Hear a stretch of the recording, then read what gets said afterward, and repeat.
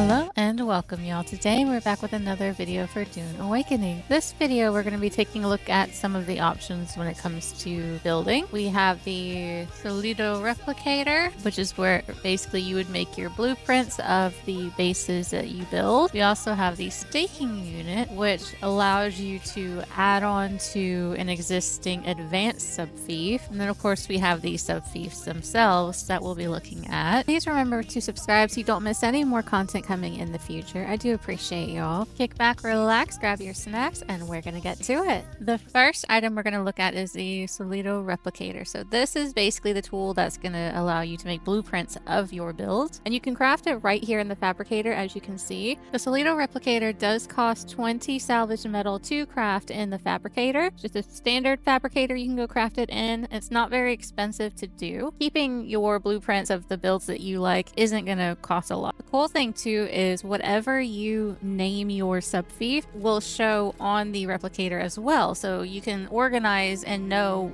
what you are actually going to rebuild rather than having to just look at it and go, oh, it's a sub-fief, which one is it? So that actually is a pretty cool feature. First thing you do, like with any other base building in this game, is you have to place your sub-fief first, and then you can come in with the replicator and plop down the blueprint. Just be very careful you do not place it right smack in the middle of the sand, or else shai'hulud will get a midnight snack.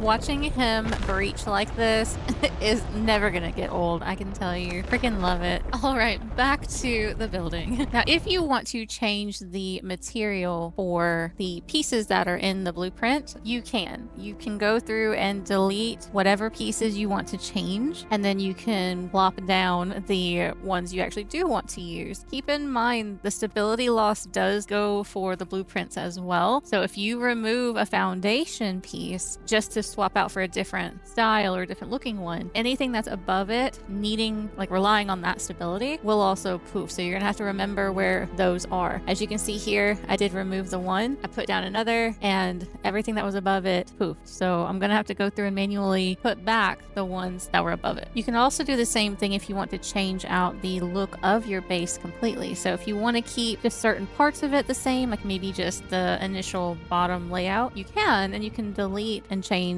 any other parts that you just want to look different as well, which is pretty cool. So what I ended up doing in the end was I swapped out the starter 𝓘𝓶𝓹𝓸𝓻𝓽𝓪𝓷𝓽 for the second tier of 𝓘𝓶 pieces here, and I kept pretty much everything else the same. I didn't really change the look of any of it, just the style that was used. And obviously, of course, you got to make sure you keep hydrated or else you will die while you're doing this. So don't be like me. Don't ignore the hydration and get focused on building and get your character to almost die multiple times. Make sure you hydrate. I did want to test out one other thing as well though in here before we progress on to the next item. It was mentioned in a previous video of mine that I was a part of a content creator group that got to ask some questions of 𝓘𝓶𝓹𝓸𝓻𝓽 and Ole. And one of the things that was asked was when there's a blueprint made for a build that is on a cliff, for example, or like in this case, like a rock pillar formation type thing, and then you move it to ground level or vice versa, if you take it from the ground level up to a cliff, what if the foundation pieces and all don't really align? Will the blueprint automatically fill in those spots, or will it just tell you it can't work? You know, because there's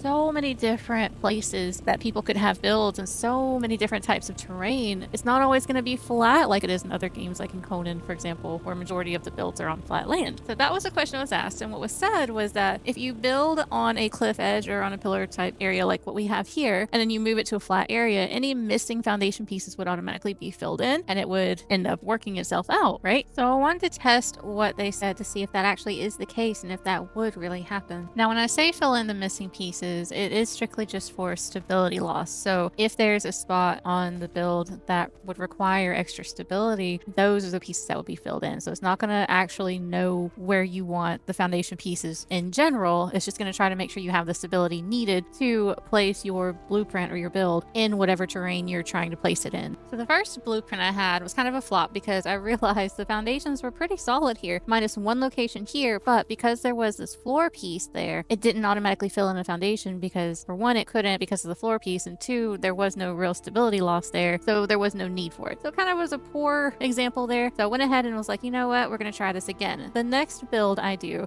not actually build fully like I did in this one. I just threw down some foundations just to try to see what would happen if it was a little bit less stable, I guess. So it's stable here. It's just the foundations aren't lined up as nicely as they were with that other build. So we're going to go ahead and test it out and see what happens. Got our sub-fief down. We've got the blueprint. So here, as you can see, when you raise it up, it'll let you go as high as basically the territory box will allow. So it's not going to just keep going forever. But as I raise it up, it adds on foundations. And here I went ahead and put it at the max just to show you. All these extra foundations I did not have on this blueprint, on this build when it was up on that little ledge thing. So yeah, it's gonna try to add stuff to help you get things level and stable, which is pretty freaking awesome in my opinion. That's pretty cool. Next, we're gonna be looking at the advanced sub-fief. So we're gonna take a look at what it is like when you have a base already set up with the regular sub-fief and you're wanting to upgrade the same base to an advanced sub-fief. So what you do is you go ahead and plop down the advanced sub-fief. You make sure your current base fits within the perimeters and gives you enough room to work with. And once you're satisfied, you get to build it. So here's what we started with right here. This is the same blueprint that we used earlier in the video. Came back to the same one, and we're just going to upgrade. I'm not going to show the whole build. Don't worry. If that's something you guys do want to see, I can always come back and do another video for it. But in the end, here is what we end up with. So this is the same build we started with. This is just with the advanced sub-fief. So we basically upgraded. We made it bigger. So yeah,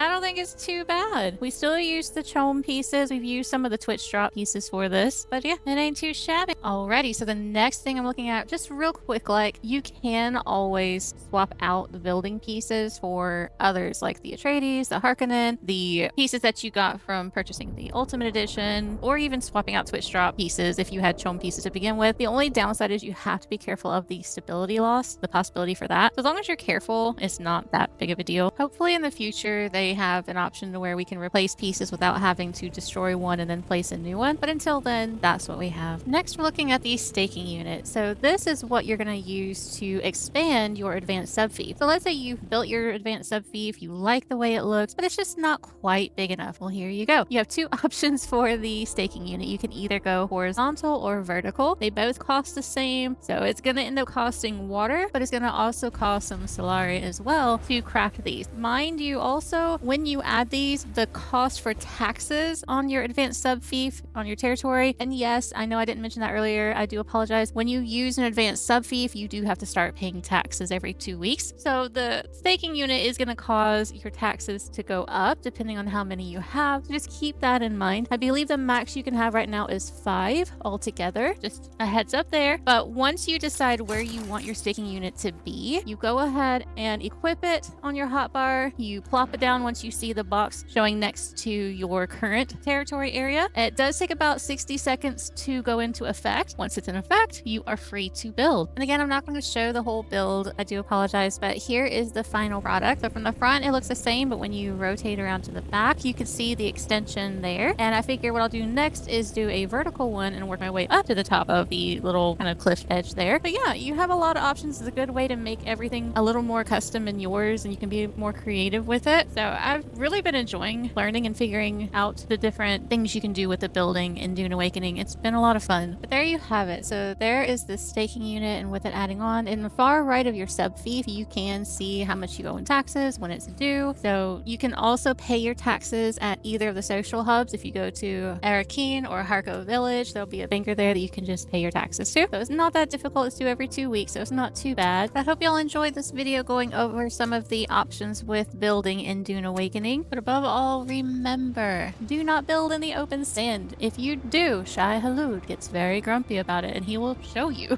Thank you again for watching. I truly hope that you guys enjoyed. I hope this gives a little bit of information in case you needed it. If not, then I hope you enjoyed the video regardless. Please remember to like and subscribe so you don't miss any content coming in the future. And I do want to give a special shout out to the members of the Chaos Crew. Y'all are absolutely amazing, and I appreciate everything. If it wasn't for y'all, I wouldn't be able to continue doing this. So thank you so much. And a special shout out to the ultimate Chaos Crew member, the Guardian 1970. You are epic, my friend. I do have a link in the top right to another one of my Dune Awakening videos if you would like to check it out. And remember, you are absolutely amazing.